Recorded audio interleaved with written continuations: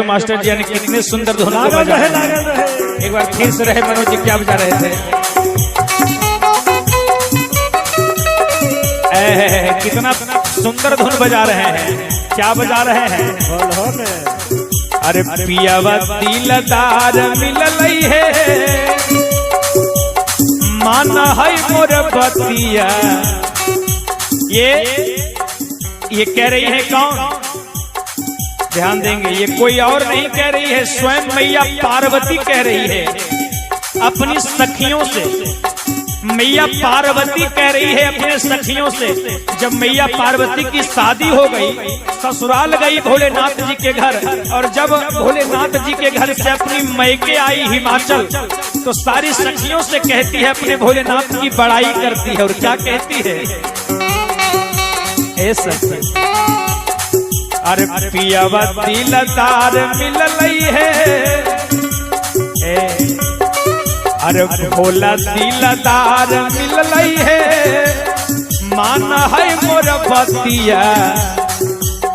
भांग पिसबा है भले सजनमा है, भांग पिसबा है भले सजनमा है, पूरा देवा घर घुमाब है आते सावनमा है, पूरा देवा घर घुमाब है आते सावनमा है, पूरा देवा घर।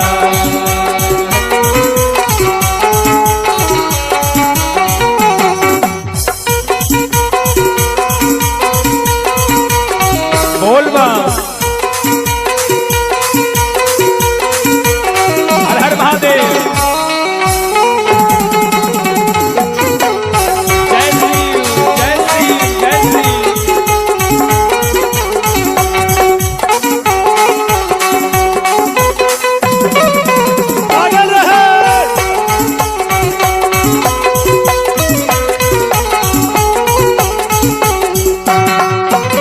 और क्या, मैया पार्वती भोलेनाथ की बड़ाई करती है और क्या कहती है कि भले मेरे भोलेनाथ श्यामले हैं, जटा जूट रखते हैं, भांग खाते हैं, गांजा पीते हैं, बैल की सवारी करते हैं, लेकिन मत पूछो और सांवर है साजनवा, सखी नहीं है तनिको दुख है, बोलियो से मध चुवई बारी हसमुख है।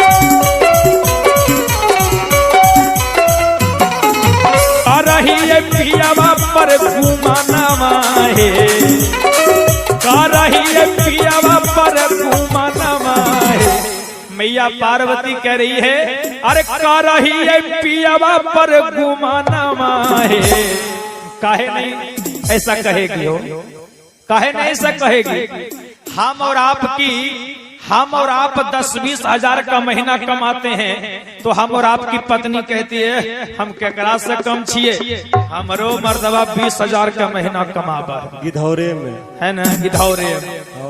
अब मैया पार्वती ऐसा करिए क्योंकि भोलेनाथ तो तीनों लोक के मालिक हैं, तीनों लोक उन्हीं का है। तो बताइए मैया पार्वती ऐसा कहे नहीं कहेगी? है ना? क्या कह रही है? अरे कह रही है पियावा पर घुमाना है, अरे पूरा देव घर घुमाब है आते सावनमा है, पूरा देव घर घुमाब है आते सावनमा है।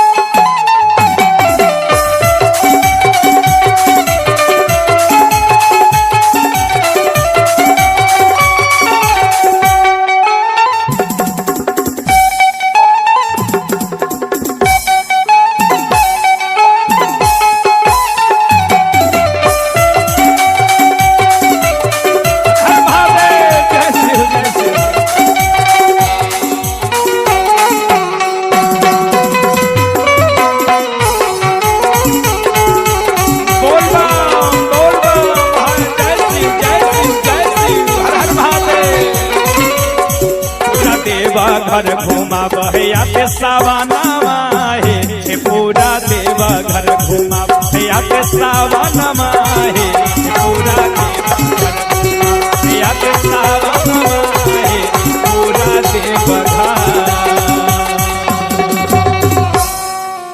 बोले शंकर भगवान की जय हो जय।